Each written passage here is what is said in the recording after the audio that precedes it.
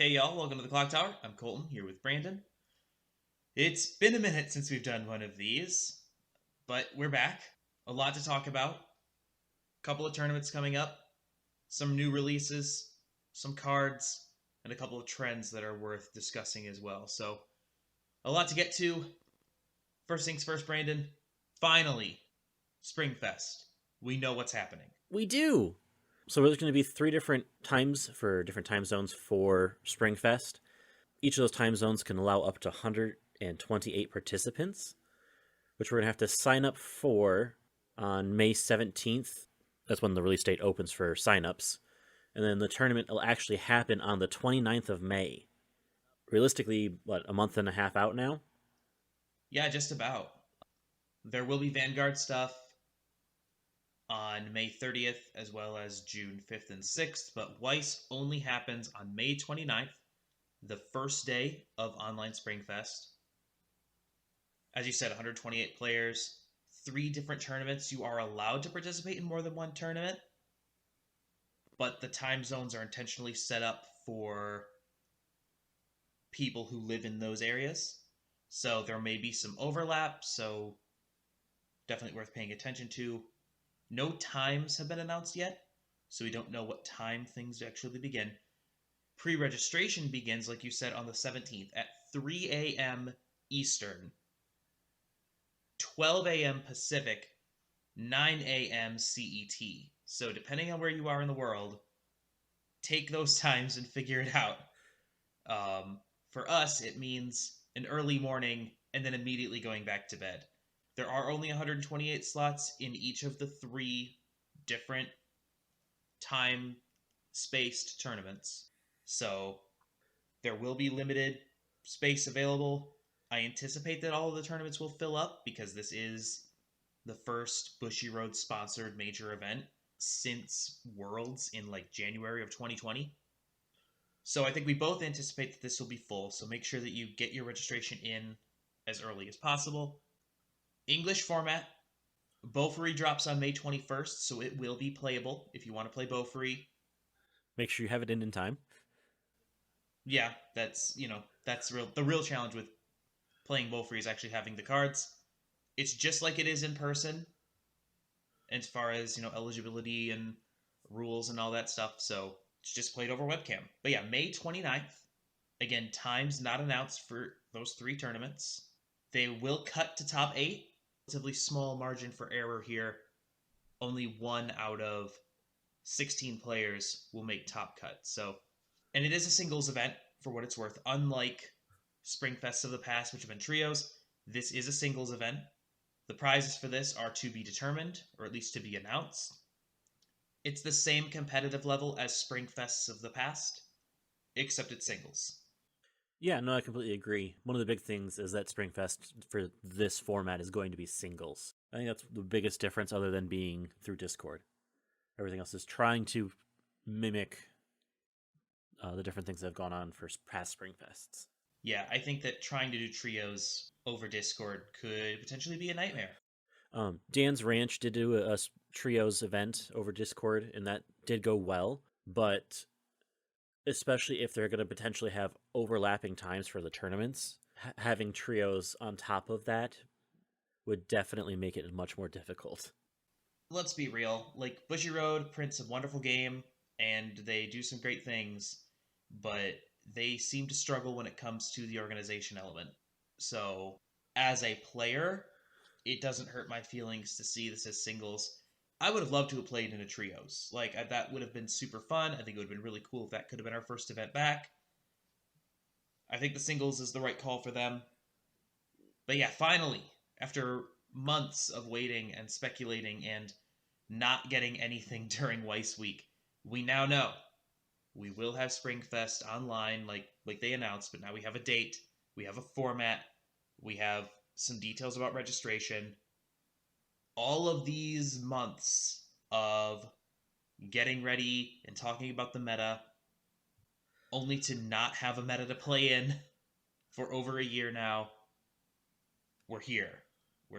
There's something on the calendar, and it's really nice to see. Springfest is not the only thing that's on the calendar, though, in terms of events. We have a non-Bushiroad event coming up on Sunday, April 11th. It's IanTCG's Midspring Tournament. It's the, hey, you want practice for Springfest coming up? Welcome to Ian's tournament. Ian has developed a well-earned reputation as a very good online tournament organizer. His server is one of the best places to play cards online these days, and his tournaments are always, well run and a lot of fun. A lot of good players come through. Sunday, early morning if you live in the States. Not so early if you live in Europe. This is, a more Eurocentric event, which makes sense. Free entry, Neo Standard English format. There will be prize support. I think there's a box of ReZero, a box of Mob Psycho, and a box of one of the new Madoka sets for winners. Currently just cleared 40 players as of recording. So probably going to be around a full 64-ish would be my guess as registrations wrap up this week. But yes, Sunday, this coming Sunday, tournament starts at 4 a.m. Eastern Time. So if you live in the States, maybe not ideal. We will be playing in it. If you live somewhere that isn't the States, it's probably a better time for you. So yeah, that tournament's happening. Definitely worth checking out. If you haven't jumped in Ian's Discord server, you should do that because he hosts almost weekly tournaments and some really good players play in those tournaments. It's really fun. It's a really good testing ground. Get some games in against good players, good decks. Link to that in the description. And if you don't have a locals, hey, welcome to online locals. Exactly. It's been a really good place to play, especially during the harshest lockdown period, like end of last year, when basically nobody was going anywhere. It was really nice to have this as a place to play consistently. So link in the description to Ian's Discord and to the tournament page on his website. Check that out, April 11th. A pretty serious tournament with some pretty good players and a good way to get ready for Springfest. So those are the two main events on the calendar in terms of actual gameplay. We do have a couple other important dates as well on the calendar. Obviously, the second Madoka set comes out in April. Bofuri comes out in May. The Kaguya set has been announced for June 25th. Heaven's Feel has been kicked back to July 9th. Initially, they were going to release that on the same day as Kaguya-sama. They have decided to push it back, which general feedback on that change I think has been positive. I think people are grateful to have a couple of weeks in between the releases, which isn't going to really affect its availability for anything beyond a couple of weeks of locals, because there's no indication that there will be any sort of major tournament in that 2-week window. Also worth noting that neither of those sets are going to have the signatures. Pretty sure we've talked about this before, but instead of having the signatures, they're going to have hot stamps. If you like it, you like it. If you don't like it, you don't like it. Whatever. Just worth noting that both of those sets are going to be affected by the signature to hot stamp change. And then we did get a release date for Seven Deadly Sins being the end of July, July 30th. Now, Seven Deadly Sins is going to have the signatures once again, so it doesn't look like the signatures are going away just for those two sets previous, Heaven's Feel and Kaguya, as well as Magia Record. Just not going to be able to have the signatures on those sets. Something to keep an eye on in the future if signatures are your thing. But yeah, Seven Deadly Sins, and we have the first handful of cards for it as well. So let's talk about them, Brandon. One of those especially being this level 3 finisher, as well as the back row support for it. The level 3 finisher allows you to be able to on-play heal. The really interesting effect with this one is if you have 4 or more other, gaining additional power and an ability until your opponent's next turn of pay 1 for when your opponent attacks to deal 2 damage to them.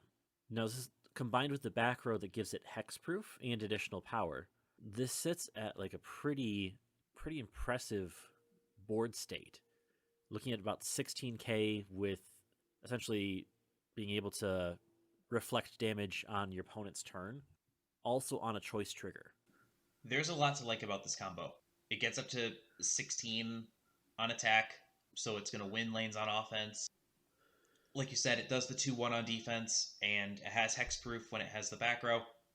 The back row is a little bit of a weak point for this, because the back row can be targeted. If you get 2 of these down, these 2-1s, with a full board of this Meliodas, it's going to be hard to deal with all of it. And unless you have a lot of, removal, level down stuff, it's going to be hard to deal with this. That combo is going to stick. The hexproof makes it work. I'm curious to see going forward if Bushiroad is going to try to print more stuff with hexproof, just because of how much bounce there is now. Really strong combo. You guarantee the stock for your effect just by attacking. You'll be able to do the effect 3 times on your opponent's turn. There's a lot to like here. And it's not a choice. So yeah, as long as it gets decent support around that to be able to help set up for that kind of endgame, it seems like it could be a pretty strong finisher. And I think that's always the question of the day is, how strong is 7 Deadly Sins going to be? While the top end, you can try to deal damage on your opponent's turn, it is very dependent on living cross turn. Yeah. And not only does it have to live cross turn, there are decks that literally don't care about hexproof.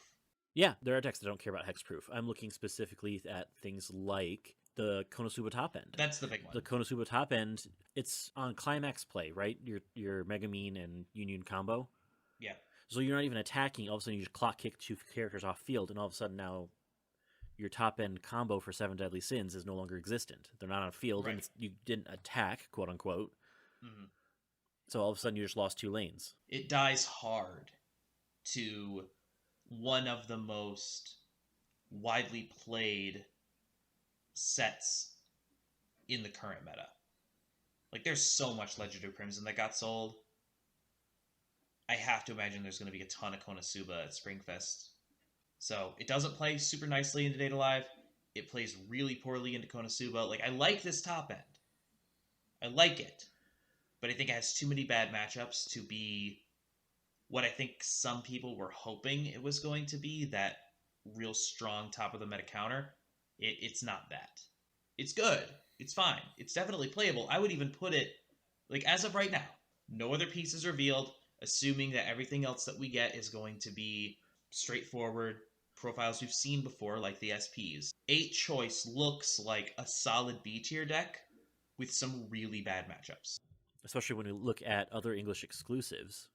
I don't think we're going to get a meta-defining response out of this set, because we haven't from the other sets. This is going to be the 5th one.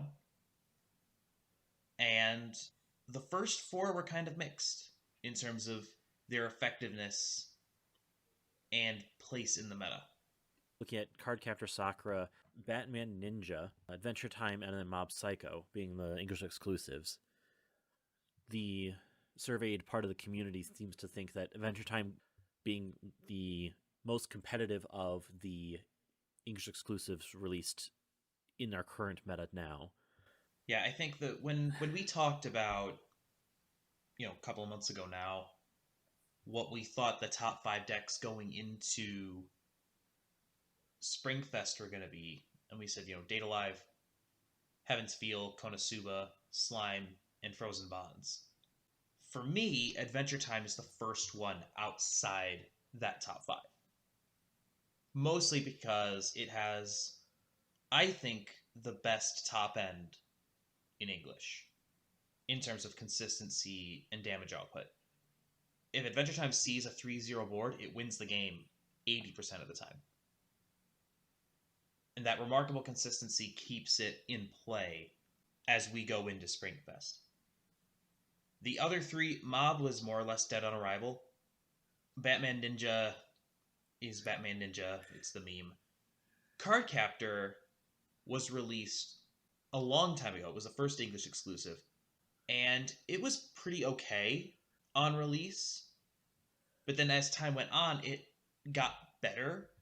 because of what DeVito was doing with it, and he turned it into an actual, competitive, meta viable deck. It's not that way anymore because it's super dependent on reverses and lingering effects that just don't hold up against anything with any kind of blinker removal.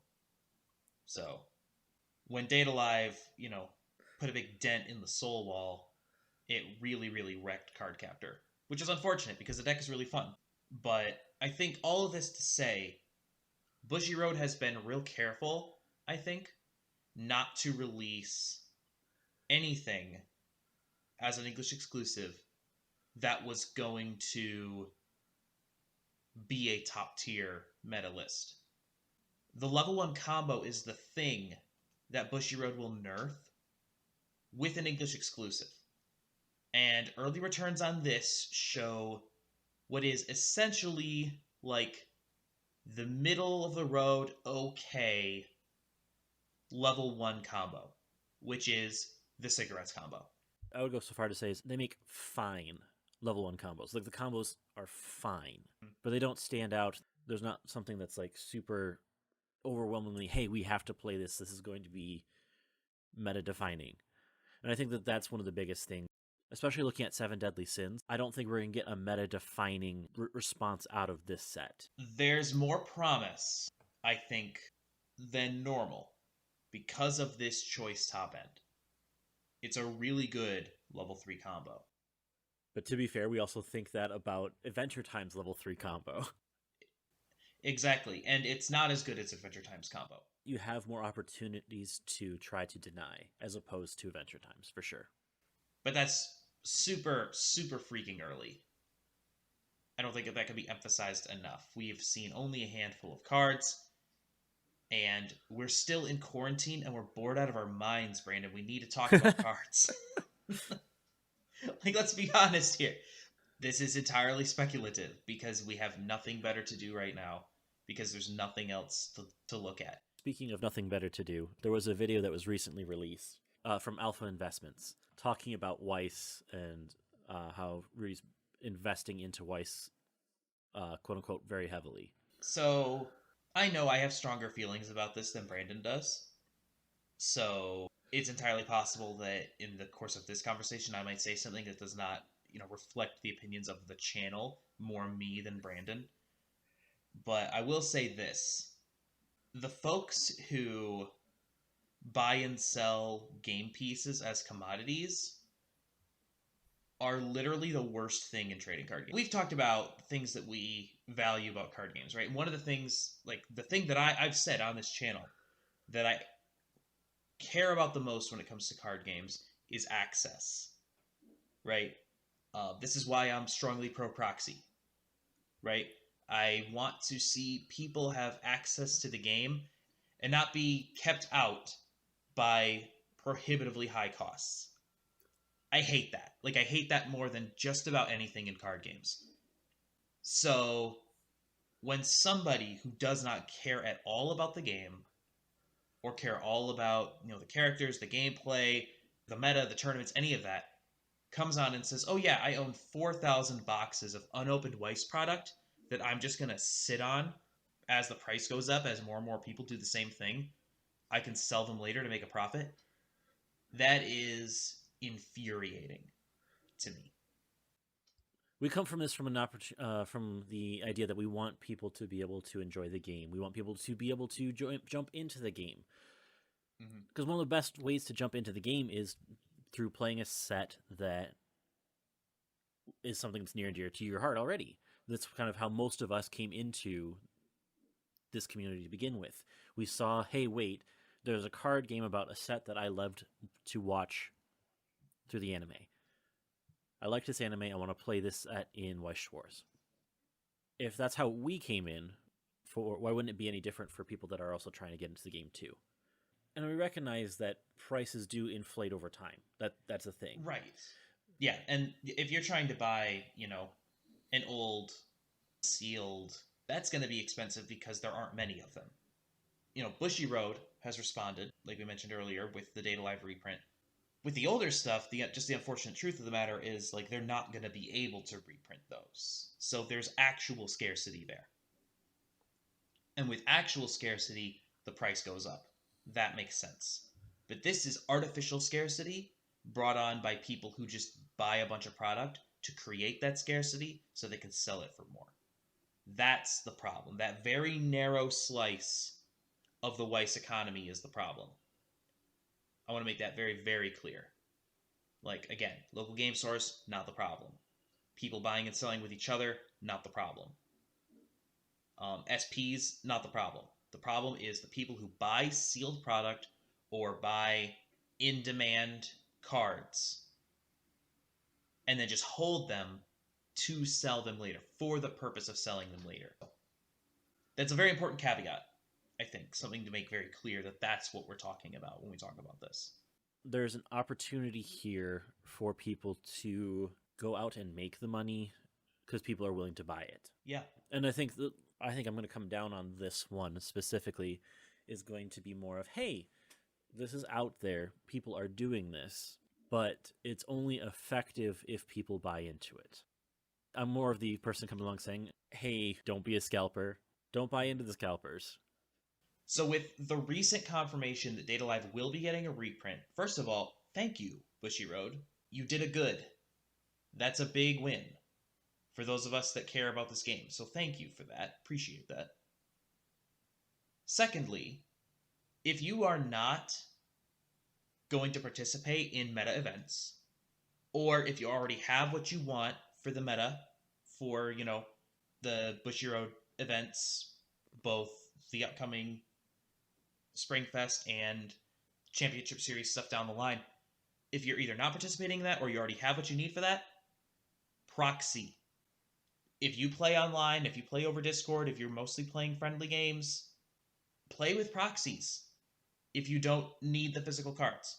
Buy the physical cards if you want, or if, they're not being scalped, but let's not reward the people who are doing this thing that makes it harder and harder for us to introduce this game to new players. The Weiss community is small and ultimately fragile because of that. If a significant chunk of the player base is driven away by exorbitant prices, the health of the game is at risk. Spice8Rack, a Magic YouTuber, did a really good video on why proxying is good, actually. I will put that link in the description because it's a fantastic video and makes the argument for why proxying is a good thing for him. And it's in the context of MTG, but the arguments hold up when we talk about Weiss. That is not to say that we don't support our local game stores. That's a different argument. Support your LGS by going to tournaments, paying your $6 to play, buying your packs and boxes that you do buy from there. But don't support scalpers. Support the people who make the game work, who give us places to play the games, and who are integral to the purpose of the Weiss economy, which is to get cards to people so that they can play the game. Not to extort people for insane amounts of money. Let's give more people the opportunity to play this game. It's a good game. So keeping people out of it is, long-term, the worst thing we can do for it. And now I'm stepping off of my soapbox. I'm done now. I was just going to say, buy it from some way that helps to support the game that you like to play. Mm-hmm. So that way we can continue to see this game played out. Buy in such a way that helps to grow the game as opposed to close it out. I like that. I like that way of thinking about it. So I think that's all for us.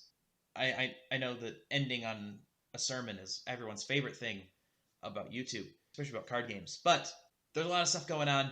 It's an exciting time to be a Weiss player. It's exciting to be a card game player, just because we're going to have card game tournaments back. But with tournaments on the horizon, a lot of new releases coming up, it's going to be a fun summer, and we're going to be around for the whole thing. 5 cards, 5 minutes on Thursday. We're going to talk about Madoka, both sets. On Tuesday, Brandon will be dropping his Madoka deck. We'll have gameplay for that the following Thursday, and then in 2 weeks, a clock talk. In the meantime, we are also still working on the Holy Grail War. That's coming together. We've started recording. So, with Fate getting pushed back, that technically also pushes back our videos. So we just got an extra 2 weeks. Thank you, Bushy Road. Appreciate it. But those videos will come out end of June, early July, in the days leading up to the release of Heaven's Feel 2 on July 9th. So yeah, we'll be back on Thursday. In the meantime, please like, share, comment, and subscribe. And until next time, have a good one. We'll see you then.